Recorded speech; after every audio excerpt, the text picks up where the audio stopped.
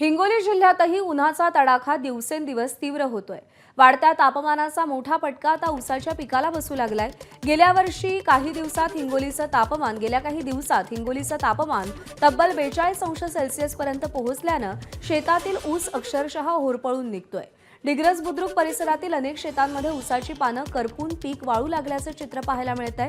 प्रचंड उष्णतेमुळे जमिनीतील ओलावा कमी झाला असून त्याचा थेट परिणाम ऊसाच्या वाढीवर झालाय आणि त्यातच वेळेवर पाणी देता यावं यासाठी आवश्यक असलेला वीज पुरवठा सुरळीत नसल्याची तक्रार शेतकऱ्यांकडून करण्यात येते।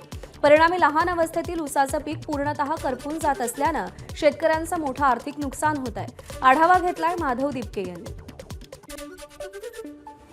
की सध्या कळमनुरी तालुक्यातील डिग्रस बुद्रुक नावाच्या गावाच्या शेतशिवारामध्ये आहे आणि आपण या ठिकाणी बघताय हे ऊसाचं पीक आहे आणि ऊसाचं पीक पूर्णपणे या ठिकाणी होरपळल्याचं आपल्या या ठिकाणी पाहायला मिळतंय। आपण या ठिकाणी बघताय हे ऊसाचं पीक लागवड केलेलं आहे काही दिवसापूर्वी आणि त्यापूर्वीच जिल्ह्यामध्ये वाढत असलेलं तापमान आणि विजेच्या लपंडावामुळे ऊसाचं पीक पूर्णपणे होरपळून गेले। शेतकऱ्यांकडून सातत्यानं मागणी केली जाते की वीज पुरवठा व्यवस्थित करावा, कारण तापमान वाढले, पिकं होरपळत आहेत आणि त्यामुळं पिकाला पाणी देता येईल जर वीज पुरवठा व्यवस्थित असेल तर, परंतु वीज पुरवठा महावितरणकडून व्यवस्थित केला जात नाहीये आणि त्यामुळे अशा पद्धतीने ऊसाचे पिकं होरपळली जात आहेत आणि त्यामुळं शेतकऱ्याला याचा फटका बसणार आहे। कारण ऊस या ठिकाणी आता लहान अवस्थेमध्ये आहे, अजून त्याची पूर्ण वाढ झाली नाही, परंतु त्यापूर्वी अशा पद्धतीनं तापमानाचा फटका बसल्यामुळं या ऊसाच्या उत्पादनामध्ये सुद्धा घट होण्याची शक्यता वर्तवली जात आहे।